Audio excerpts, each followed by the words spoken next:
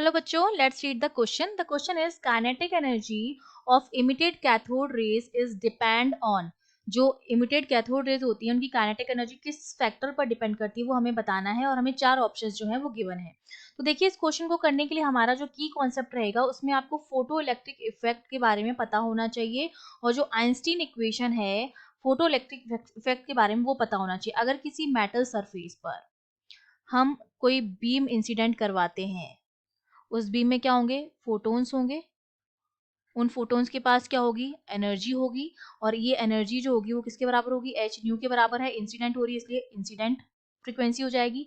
ये electrons in photons को absorb करेंगे तो उस फोटोन की एनर्जी इलेक्ट्रॉन्स को मिल जाएगी और वो एनर्जी लेकर ये क्या होंगे? इस मेटल सरफेस से इमिट हो जाएंगे. इन्होंने फोटॉन्स को क्या किया है? एब्जॉर्ब किया. इनको हम कहते हैं फोटो इलेक्ट्रॉन.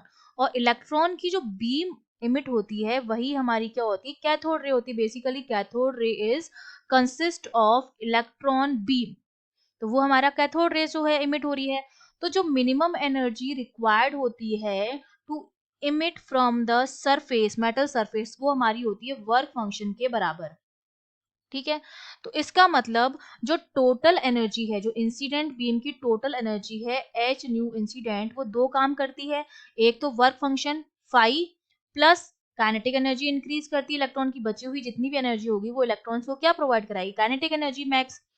ठीक है. तो यहाँ से के ई मैक्स की जो वैल्यू आ जाती है वो हमारे पास कितनी आ जाती है? एच न्यू माइनस फाई, और फाई की वैल्यू होती है h new not. New not जो हो जाती है हमारी वो थ्रेशोल्ड फ्रीक्वेंसी हो जाती है. मिनिमम फ्रीक्वेंसी जो होती है उसको हम कहते हैं थ्रेशोल्ड फ्रीक्वेंसी. तो ये जो इक्वेशन हमारी बनी है वो आइंस्टीन इक्वेशन, इसको हम कहते हैं H new minus H new not, जो के ई मैक्स के बराबर आता है. के ई मैक्स जो है वो मैक्सिमम काइनेटिक एनर्जी है. जो बीम निकल रही है इलेक्ट्रॉन्स की उसकी मैक्सिमम काइनेटिक एनर्जी है. और हम जानते हैं कि जो हमारी मैक्सिमम काइनेटिक एनर्जी होती है, अगर हम स्टॉपिंग पोटेंशियल की बात करें तो उस केस में जो मैक्सिमम काइनेटिक एनर्जी आती है वो ई वी के बराबर आती है, वी एस के बराबर. यहाँ पर वी एस जो होता है वो आपका क्या होता है? स्टॉपिंग पोटेंशियल होता है. तो देखो, फर्स्ट इक्वेशन, अगर मैं इसको फर्स्ट इक्वेशन दे दूं, उसको सेकंड इक्वेशन दे दूं, तो यहाँ से आपको पता चल रहा है कि जो काइनेटिक एनर्जी है वो डिपेंड कर रही है स्टॉपिंग पोटेंशियल पर भी और वर्क फंक्शन पर भी.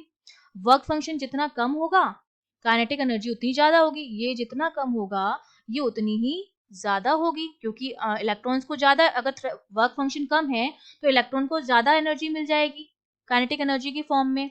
तो ये वर्क फंक्शन पर भी डिपेंड कर रही है, फर्स्ट इक्वेशन से हमें पता चल रहा है. और ये स्टॉपिंग पोटेंशियल पर भी डिपेंड कर रही है, ये भी हमें सेकंड इक्वेशन से पता चल रहा है.